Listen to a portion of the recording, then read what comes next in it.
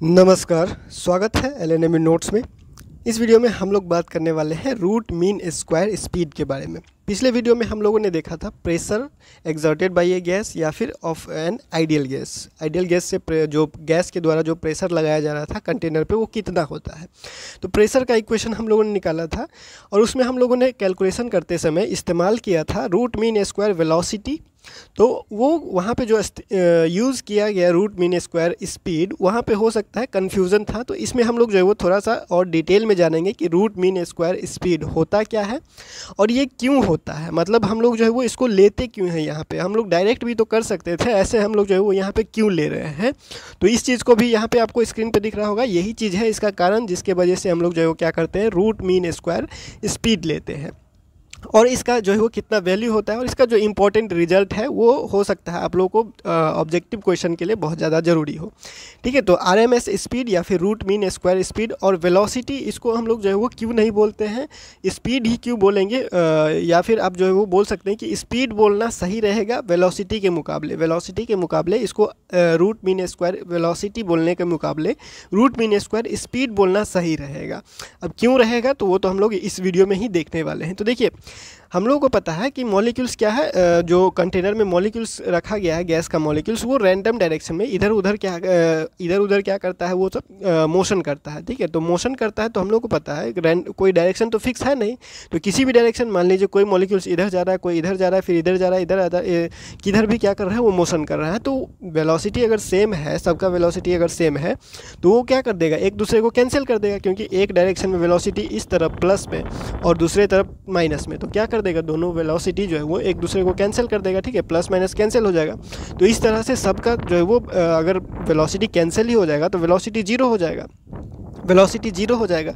तो ये क्या होता है यहाँ पे, जब वेलोसिटी जीरो हो गया वहाँ पे तो कोई प्रेशर वगैरह लगेगा ही नहीं। ठीक है, वो जैसे का वैसे ही रहेगा, मतलब एक ही जगह रहेगा। वेलोसिटी जीरो हो गया तो जो गैस मॉलिक्यूल्स वगैरह है वो एक ही जगह रहेगा।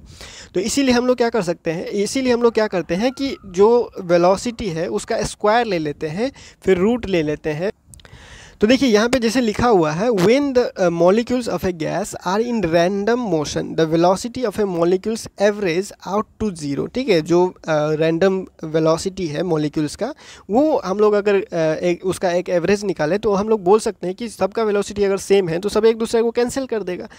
तो ऐसा नहीं हो कैलकुलेट करने के लिए तो हम लोग क्या करते हैं, so we calculate the square of the velocity. ठीक है, इसीलिए वेलोसिटी का स्क्वायर निकालते हैं, which is not zero. Velocity का स्क्वायर मतलब किसी भी चीज़ का स्क्वायर कर देंगे। जैसे वेलोसिटी पॉजिटिव डायरेक्शन में है फिर भी उसका स्क्वायर करेंगे तो पॉजिटिव रहेगा। नेगेटिव डायरेक्शन में है, वेलोसिटी का स्क्वायर कर देंगे तो वो पॉजिटिव हो जाएगा। तो पॉजिटिव कैंसिल नहीं होता है, तो ये हमारे पास जो है वो बचेगा।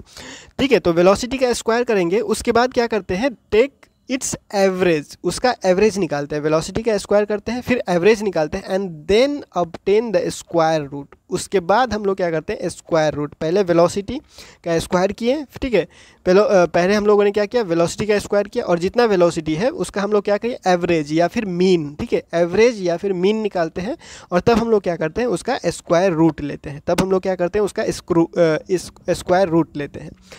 तो इस तरह से हमें रूट मीन स्क्वायर स्पीड मिलता है। ठीक है, तो यहाँ तक जो है आप लोगों को समझ में आ गया होगा। अब ये रूट मीन स्क्वायर होता कितना है वो हम लोग निकालेंगे। तो कैसे निकालेंगे, तो हम लोग को प्रेशर का इक्वेशन पता है पिछले वीडियो से। प्रेशर का इक्वेशन ये हम लोगों ने निकाला हुआ था, P बराबर 1/3 m n v स्क्वायर, मतलब v RMS का स्क्वायर। ठीक है, और ये n क्या है, ये n है हमारे पास स्मॉल n बाई वी, यानी कि जो हमारे पास नंबर ऑफ मॉलिक्यूल्स है divided by volume, per unit volume हो गया ये।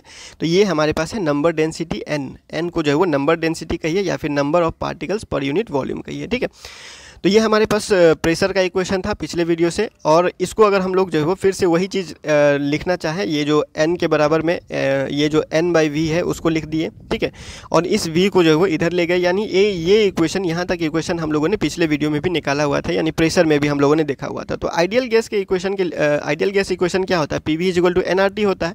n के जगह पे म्यू लिखा गया ताकि कन्फ्यूजन ना हो। आप इसको जो है वो नंबर ऑफ मोल्स भी बोल सकते हैं। ठीक है, तो ये हमारे पास आइडियल गैस का इक्वेशन है, हम लोग को पहले से पता है। अब अगर इसको देखें तो PV = μRT है और यहाँ पे PV = 1/3 mnv स्क्वायर है।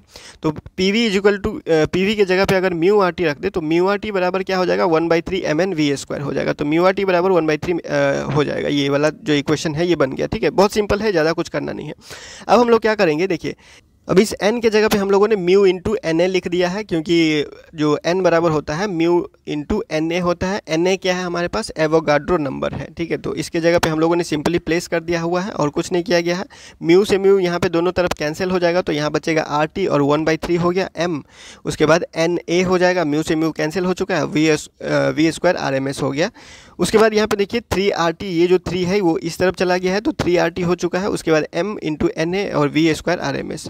फिर 3RT यहाँ पे जो m इंटू एन ए है, ठीक है, m इंटू एन ए है, इसको कैपिटल MA लिख दिया गया है। कैपिटल MA इसीलिए लिख दिया गया है क्योंकि m बार बार हम लोग जो वही चीज़ लिख रहे हैं तो कन्फ्यूजन हो सकता है कैपिटल M में, तो MA लिख दिया। इसको मोलर मास भी कह सकते हैं या फिर mass of 1 molecule of particle. ठीक है, 1 मोल ऑफ पार्टिकल का मास जो है वो ये MA है इंटू ये दोनों बराबर। ये देखिए एक मोलिक्यूल का मास है और ये एवोगाड्रो नंबर है, तो इन दोनों को हम लोग जो है वो मल्टीप्लाई करेंगे तो हमारे पास ये आ जाता है 1 मोल ऑफ मास है। ठीक है, उसके बाद आगे बढ़ते हैं, तो यहाँ पे देखिए क्या लिखा हुआ है।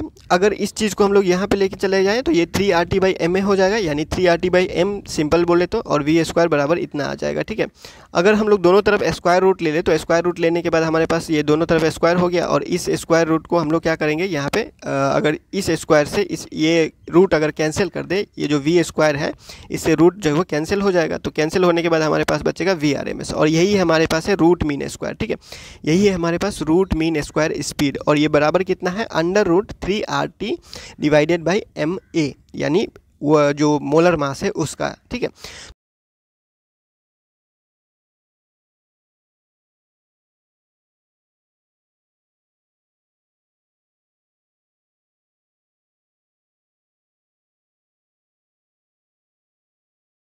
तो इस रिजल्ट से हम लोगों को क्या पता चलता है, देखिए VRMS यानी जो रूट मीन स्क्वायर स्पीड है वो तो इसके बराबर आ चुका है, लेकिन इससे हम लोग को पता क्या चल रहा है कि ये जो VRMS है, रूट मीन स्क्वायर स्पीड है, वो डायरेक्टली प्रोपोर्शनल है टेम्परेचर का, डायरेक्टली प्रोपोर्शनल है टेम्परेचर का, और इन्वर्सली प्रोपोर्शनल है मोलर मास का। ठीक है, इन्वर्सली प्रोपोर्शनल है मोलर मास या फिर मोलिकुलर वेट का। तो वही चीज़ यहाँ पे लिख दिया गया है कि VRMS जो है वो डायरेक्टली प्रोपोर्शनल है square root of the temperature and inversely proportional to the square root of its molecular weight. और डायरेक्टली प्रोपोर्शनल और जो इन्वर्सली प्रोपोर्शनल क्या होता है आप लोगों को पता ही होगा। अगर ये डायरेक्टली प्रोपोर्शनल है तो जैसे जैसे ये बढ़ेगा वैसे वैसे ये बढ़ेगा, और जो इन्वर्सली प्रोपोर्शनल है यानी कि अगर ये बढ़ेगा तो ये घटेगा, ये घटेगा तो ये बढ़ेगा। सिंपल सा जो है वो लॉजिक होता है इन्वर्सली और डायरेक्टली में। ठीक है, तो ये हो गया हमारे पास रूट मीन स्क्वायर स्पीड। इसको अगर हम लोग बाद में जो है वो मैक्सवेल डिस्ट्रीब्यूशन लॉ करने के बाद इसको जो है वो और डिटेल जानेंगे, जो मोस्ट प्रोबेबल स्पीड है, RMS स्पीड, ये जो टॉपिक आप लोगों के सिलेबस में दिया हुआ है वो मैक्सवेल डिस्ट्रीब्यूशन लॉ करने के बाद करेंगे। ठीक है, तो इसके बाद हम लोग जो है वो एक और वीडियो करेंगे सिंपल सा गैस लॉ के बारे में, उसके बाद हम लोग जो है वो मैक्सवेल डिस्ट्रीब्यूशन लॉ पे चलेंगे। ठीक है, तो फिलहाल इस वीडियो में इतना ही, मिलते हैं अगले वीडियो में अगले अपडेट के साथ LNMU नोट्स के यूट्यूब चैनल पे।